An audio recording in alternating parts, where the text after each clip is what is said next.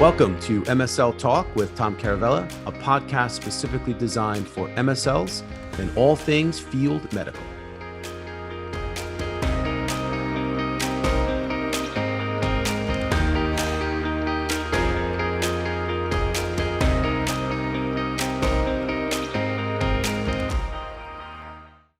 Hey guys, welcome to the podcast. My guest today is Chris Warnes. He's an MBA business and life coach. He also owns and runs a company called Warrior Consulting. Chris is a retired U.S. Army Purple Heart recipient. The dude is totally legit. I know you're going to love this. He talks about how to be successful in life and in business. Don't forget to follow me on LinkedIn. Check us out on YouTube. We put all our videos up on YouTube. And we do MSL Talk Live, which is a live version of this podcast. It's on the LinkedIn Live platform. That's typically the first Tuesday of every month at 1:30 p.m. Eastern Time. So thank you for joining us. CW, welcome to the podcast. Thanks for joining me, brother. Tom, dude, I appreciate the invite and your time today. Thank you for allowing me to come on and chop it up with you. I can't wait. Guys, I'm so excited. So, I like to give you a little background. So Chris and I, we call him CW. He and I literally just met like this year. It's only been about a year since I know this guy. And I can tell you, when you meet someone and you're like, yeah, I can hang out with that guy, or I respect that person, or I look up to that person. All of the above for me with this guy. And I mean that, like, literally we've become fast friends. I totally look up to this dude. He's got so much to pour into you guys today. So I'm grateful, and we're very fortunate to have CW with us today. So before we get into it, CW, let's do an intro, man. So tell everybody who you are and where you're from and all that good stuff. Yeah. Well, first things first, I think the beauty of your opening statement is it's mutual. I respect you. I look up to you. I want to be around you. I see you exactly how you see me. And I think, or similar. And I think that's one of the huge keys to great relationships. It's mutual. It's give and take. It's one hand washes the other. You help, I help, we help each other. And the key is we all grow together. I think that's the critical part. So I appreciate you, man. Yeah. I love that, man. I love that. And I wish everybody, if everybody had that philosophy and we all just had this mutual respect and helped each other, I think the world would be a much better place. So we definitely follow that. And I look forward to doing big things with you. So yeah, tell everybody your great story. Yeah. It's nothing special. Guilford, Connecticut. It's a town on the shoreline. If anyone's familiar with Connecticut, it's close to the casinos. Grew up, didn't know that I failed. I didn't know I failed high school. I didn't know until recently I had failed high school. My guidance counselor reached out to me, I think it was 2 years ago, maybe 3 years ago, and said, hey, one of your teachers is dying. Will you shoot a video because you're the most successful person that he's had in his teaching career? Wow. And I'm like, what? Yeah. Like what happened? Whatever. So I shoot the video and she has a conversation with me to thank me for shooting the video. And she's like, Chris, you don't know this, but you failed with a 59.5. We passed you because we knew you were going into the military. Wow. And I was like, okay, like understood. Unfortunately he had passed soon after, but at least we got the video out to him. I thanked him. I was like, thank you for holding me accountable. That's exactly what good leaders do. Now in my late 30s, I can appreciate that. At 17, 18, I had no clue what was going on, let alone that you were doing the right thing. So I ended up in the military. I was an athlete in high school. I think the most integral part that really shaped my childhood was my father was dying. My father was dying of lymphoma, and I knew it. And I was really angry. So I would always fight, on the sports field, off the sports field, ended up in the military, did a couple of tours in Iraq. In Baghdad back when at the beginning of the Iraq war in the early 2000s, mid 2000s.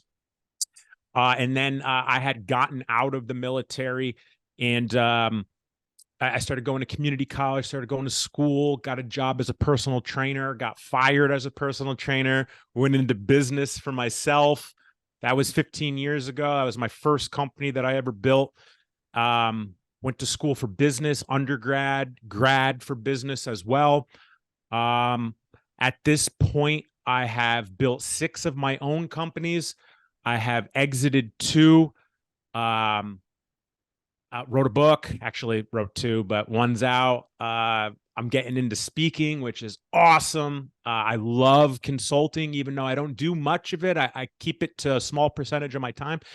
And just taking one day at a time and trying to enjoy the ride. And let me help unpack that a little bit, guys, because Chris was incredibly humble in all of that. So the dude, first of all, from the military side, like you hear stories, like the guy was in the fight, like he was in the action, got blown up and hurt and saved people and fought for our country.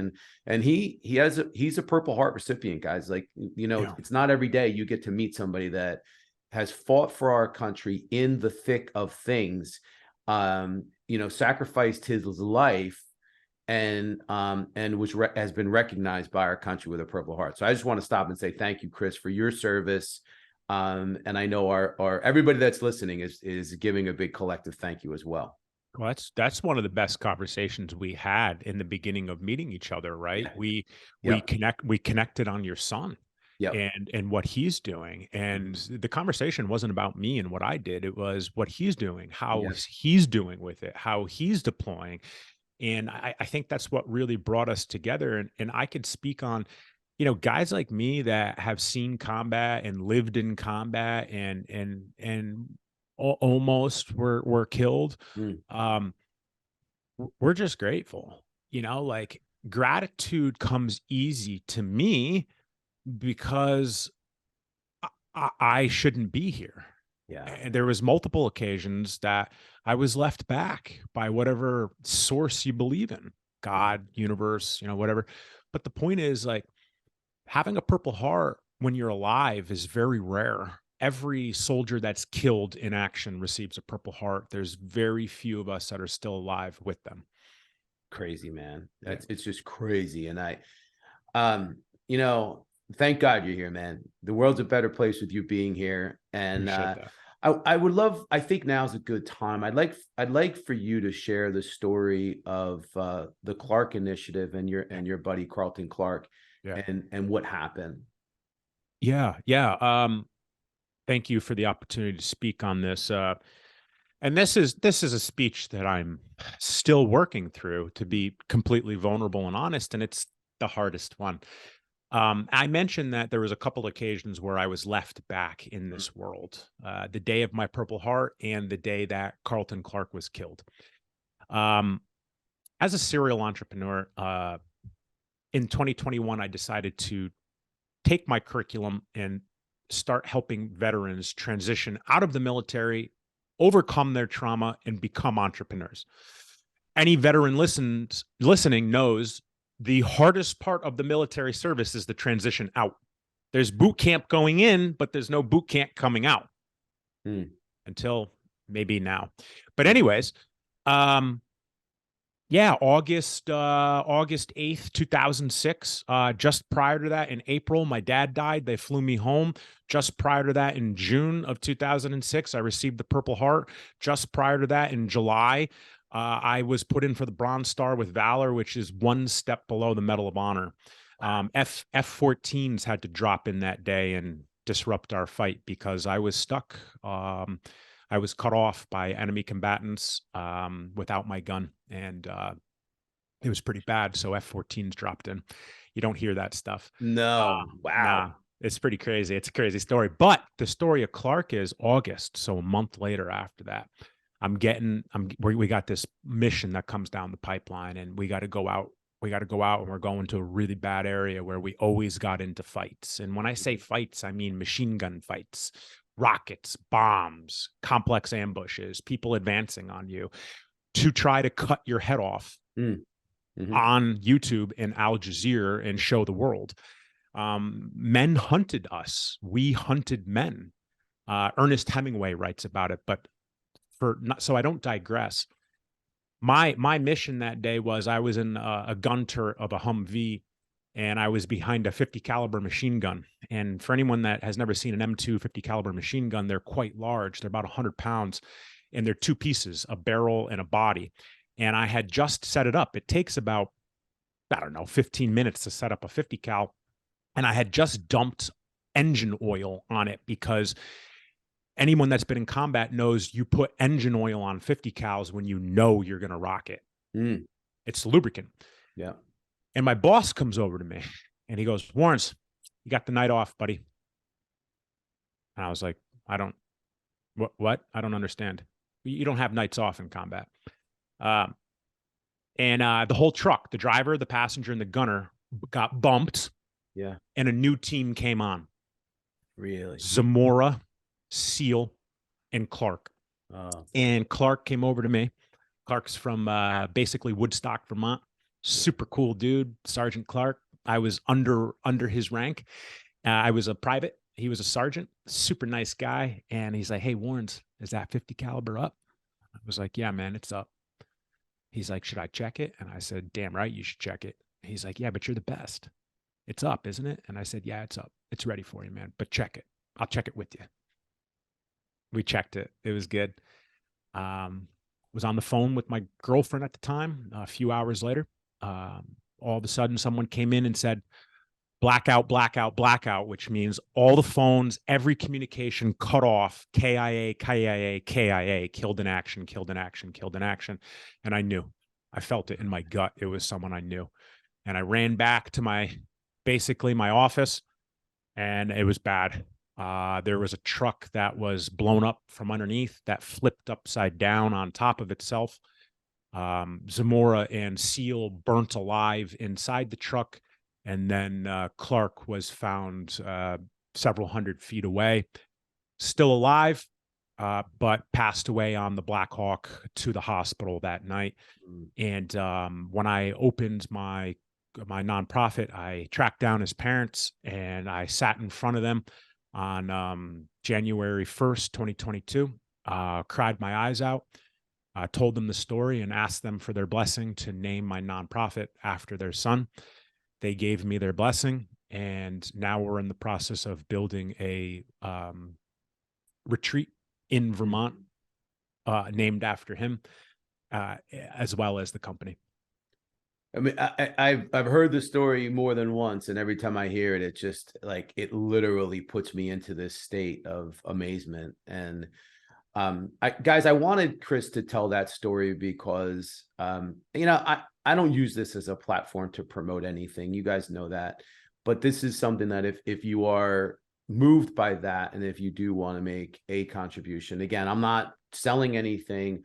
I will have information available when I do the announcements, or you can just Google Clark Initiative. I did it, and it just comes right up. So if you Google Clark Initiative, you'll find the information on this. And if you want to get involved and contribute. But Chris, I want to thank you for sharing that story. I know it's not easy for you to discuss, but I'm grateful that you're with us. I'm grateful that you're here. Let's transition into some of the business stuff. Yeah. So you've been around a lot of people. You've been around a lot of people in the military. You've been around a lot of leaders, and you've run companies, sold companies, and you're a coach now. So I want you to share with the group, what are the characteristics that you see in leaders and in top performers? Yeah, absolutely. And thank you for the opportunity to tell that story, Tom. I think that probably one of the biggest problems I personally had in my 2 decades of leadership was I took the military style and applied it to business. And I was a little too much, right? And once I learned to tone it down significantly, things blossomed well. The attributes that I find from military leaders and business leaders, corporate entrepreneur, however you want to cut it, are pretty simple. The ones that are really successful. is selflessness. Mhm. Selflessness, meaning as a leader, you are the epitome of the word selfless. It used to be a core value in one of my companies, right? Mhm. Because I wanted everybody to be a leader because I had a lot of people working with me. But anyways, pure selflessness. And when it comes to selflessness, it's understanding that every single person that you're responsible for is your responsibility, and their well-being is your responsibility as their leader. In selflessness and leadership, as you know, Tom, you've heard me say this before, leadership is not when it's convenient. Mm. It's always. Always. Yeah. And the key to the best leaders I've ever met outside of their selflessness is they take care of themselves first, 7 days a week. They Mhm. get out of bed, they take care of them, they take care of what they need to take care of for them, and they fill their glass up and then they pour from it all day long for their family, to their friends, to their companies, and they just fill everybody up.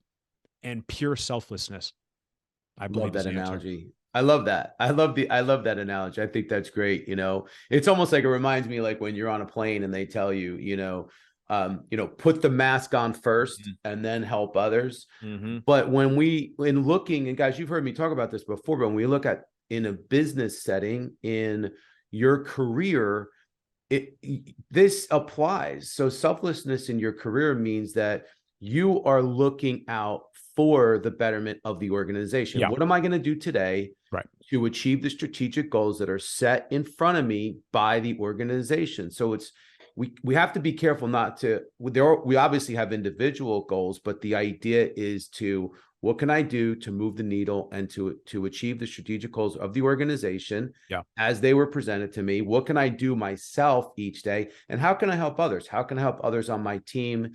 That's true selflessness. Don't you agree, CW? Said like a true leader. Awesome. Yeah. What about, I know there's a lot of people listening to this that are looking to excel at the highest levels, looking to stand out. What types of things what types of advice would you give to folks that really want to stand out in their careers?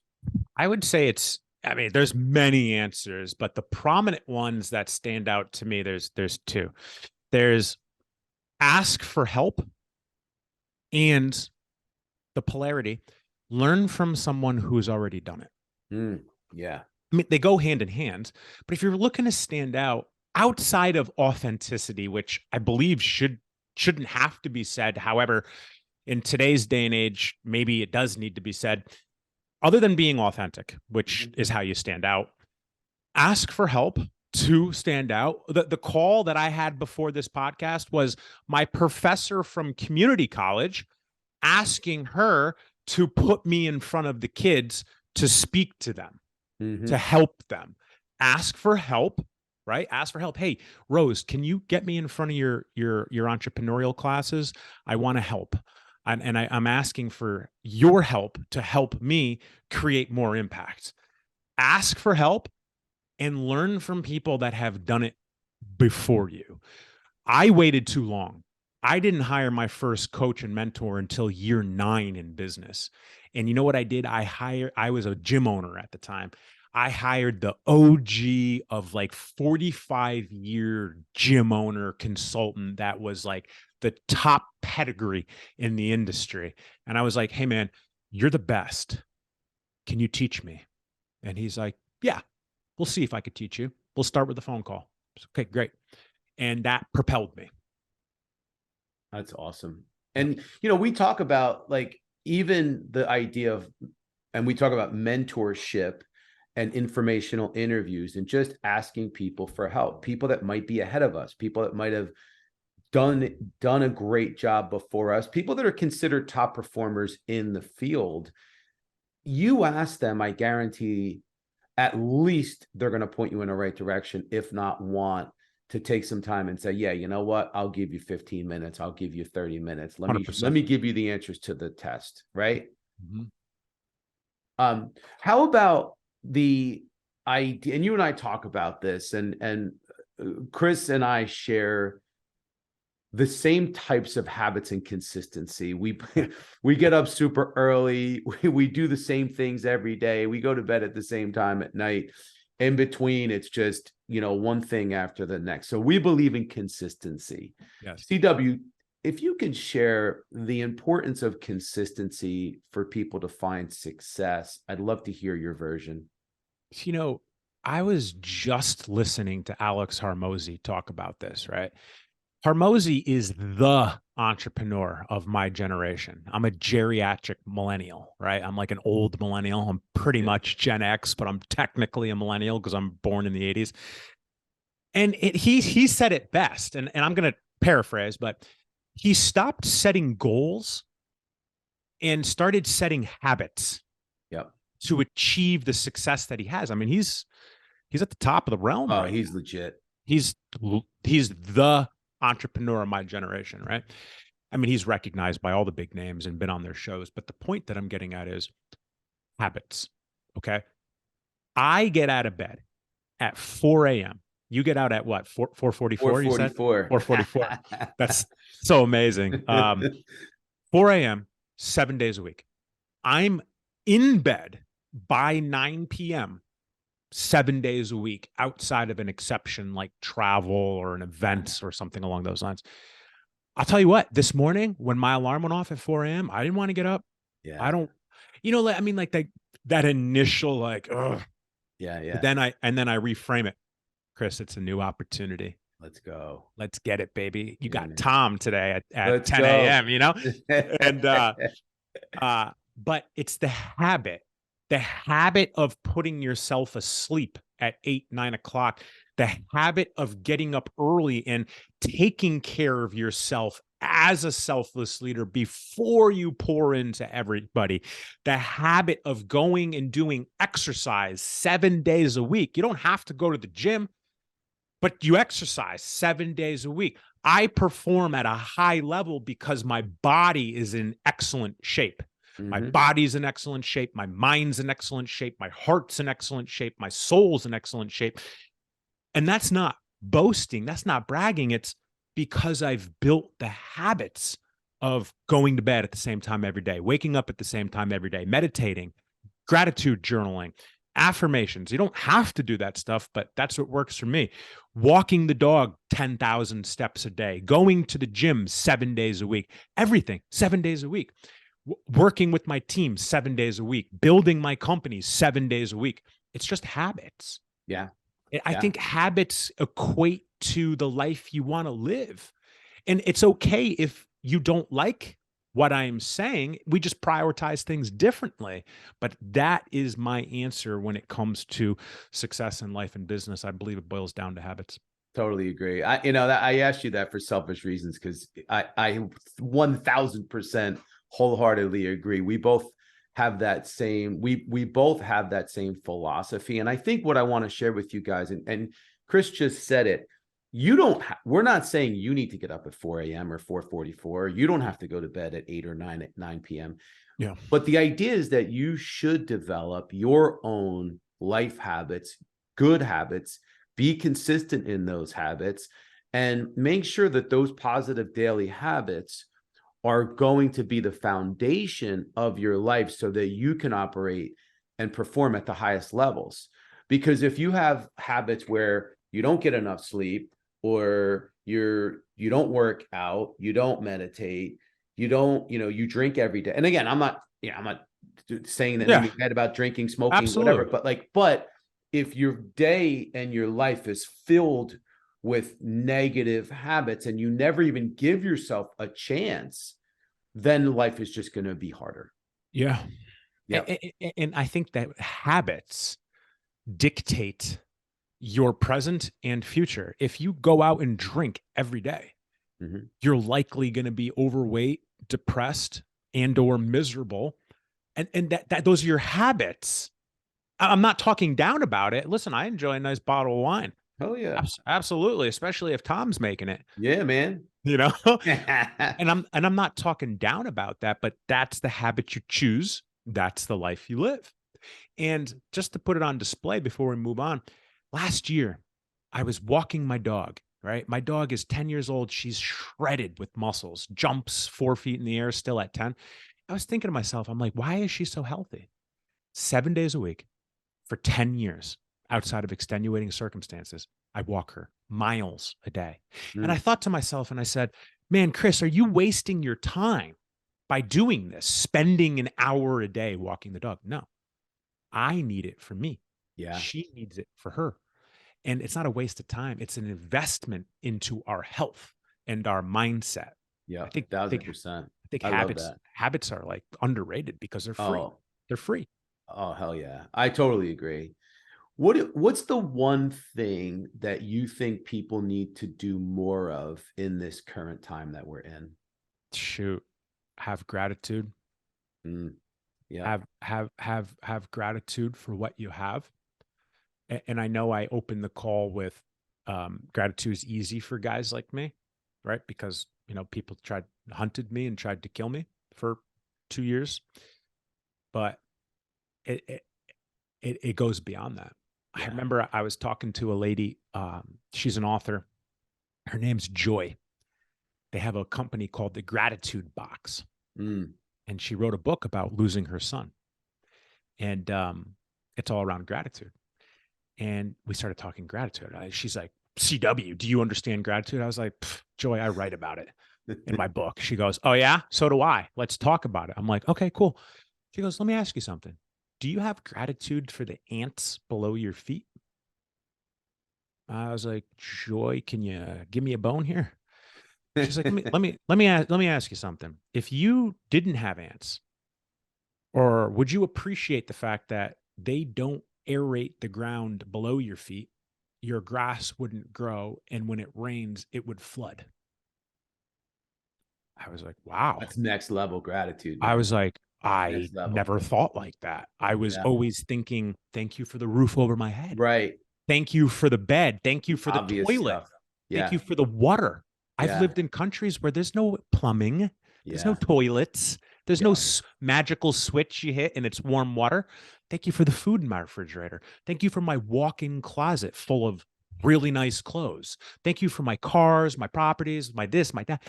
That's the easy stuff. Right. But you have to harness that first because there's levels. Thank you for my health. Yeah. Thank you for my sight. Thank you for my vision. If it wasn't for those things, we wouldn't be here.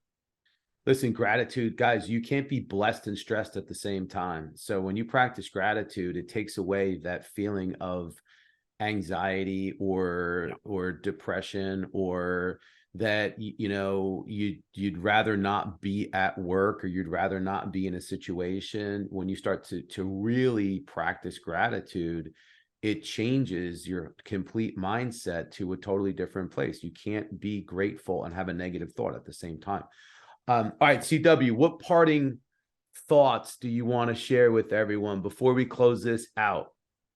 Yeah. I was thinking about this, and I think the best thing that anybody could do, especially dudes, if you're listening, but not limited to, I think one of the best things you could do to live an awesome life is just learn to be comfortable with being vulnerable. I think vulnerability is a superpower. And I don't know, I'm kind of making generalizations, but like a lot of guys, especially of my generation and older, we're not raised to be vulnerable. And dudes like me who go into the military, you get injured in combat and they're like, hey, change your socks, drink some water, get up. And you're like, huh? Wait, what? Don't be vulnerable. Don't feel, just move. But the point that I'm getting at is I think vulnerability is a superpower. And I believe that if you can be vulnerable, right? And especially as a leader, and you lead into leadership situations, hey guys, I made a mistake. I effed up. It's my fault. It's my responsibility. Let's talk about how we could fix this and it doesn't happen again. Yeah. That's just in a leadership perspective. But think about anyone that is struggling right now. Be vulnerable. Ask for help. People will help you. People like Tom will help you. They'll tell you, hey, listen, you just got to walk through this door. You got to walk through it yourself, though. I'll hold it open for you. So I think vulnerability is the key to living in an amazing life, along with gratitude. Yeah. Guys, I told you we would not disappoint you. I am so grateful. You can see, listen, guys, you could see how much this guy's been through in his life and what he's had to overcome and how he's brought himself to this whole nother level. And I'm glad that I got an opportunity to share him with you today. For more information, if you want to follow Chris on socials, his company's Warrior Consulting. There's also the Clark Initiative, and then he's on LinkedIn. It's Chris Warnes, Warnes. So you'll see all that information in my announcements. But CW, thank you, man. I love you, brother. Appreciate you being here. I love you too, and I'm grateful for you and the opportunity, Tom. Thank you. Awesome, man. All right, guys, thanks for joining us.